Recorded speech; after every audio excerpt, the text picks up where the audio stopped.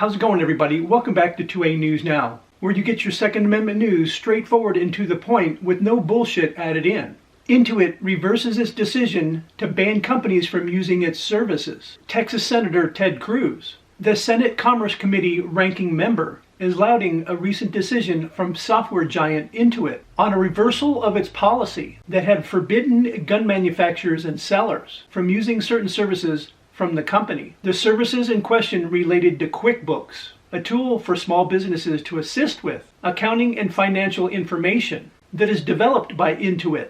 Why did Intuit all of a sudden change their minds? They did so because of an oversight investigation launched by the staff of Senator Ted Cruz on the Commerce Committee into business practices from the software company. In a letter to Intuit CEO Sasan Gutarazi, Senator Cruz described the QuickBooks policy, which was effective until August 1st, 2023, that said businesses engaged in guns and firearm manufacturing are ineligible or may become ineligible for QuickBooks payroll services. A similar policy was also apparently in effect for businesses engaged in mail order, phone, or online firearms and weapons sales. In the letter, Cruz wrote, "My office became aware of these discriminatory policies when Dawson Precision, a Texas company that manufactures small firearm parts, that Intuit had, without warning, canceled its subscription to QuickBooks payroll services. Dawson Precision only discovered what had happened when they submitted payroll.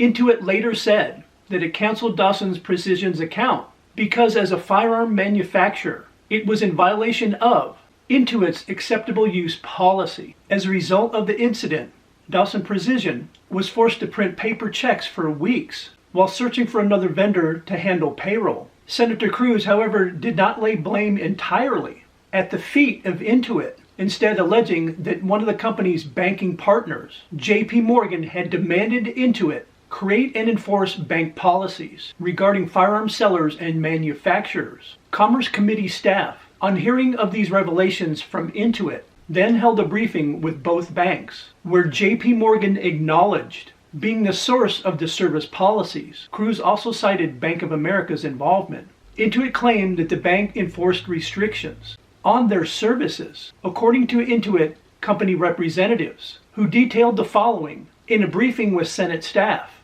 Intuit clarified that Bank of America required it to prohibit gun manufacturers from using QuickBooks payroll services. Bank of America, however, denied that it had ever given Intuit any restrictions relating to firearm manufacturers or sellers. Intuit insisted that Bank of America did, regardless of who originated these discriminatory policies against gun manufacturers. Intuit was right to end with them, Cruz said. Following the August policy change, there is now no current mention of prohibitions on payroll or payment process for gun companies. Senator Cruz also wrote in the letter, while satisfied with the outcome, he said his staff would nevertheless continue their investigation to ensure that no financial services firm unnecessarily limits the firearm industry's access to accounting or banking products. Concluding in his letter to the Intuit CEO, Cruz wrote, "As a result of my staff's investigation, Intuit did the right thing regarding its payroll and payment services.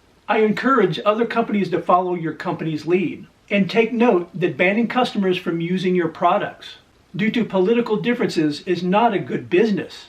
I really do appreciate Senator Ted Cruz for sticking up for the rights of the gun community. And yes, Intuit did the right thing and changed their policy. But can they still be trusted? And as far as JP Morgan and Bank of America, I know it's been said before, and I'll say it again. If you do any business with JP Morgan and Bank of America, you need to stop doing it and doing it as soon as possible. As always, I would really like to hear your thoughts about today's story in the comments section down below. And I appreciate everybody's support with the channel. You guys are always crushing it by liking, sharing, and subscribing and hitting those post notifications. And I invite everybody back to see my next video.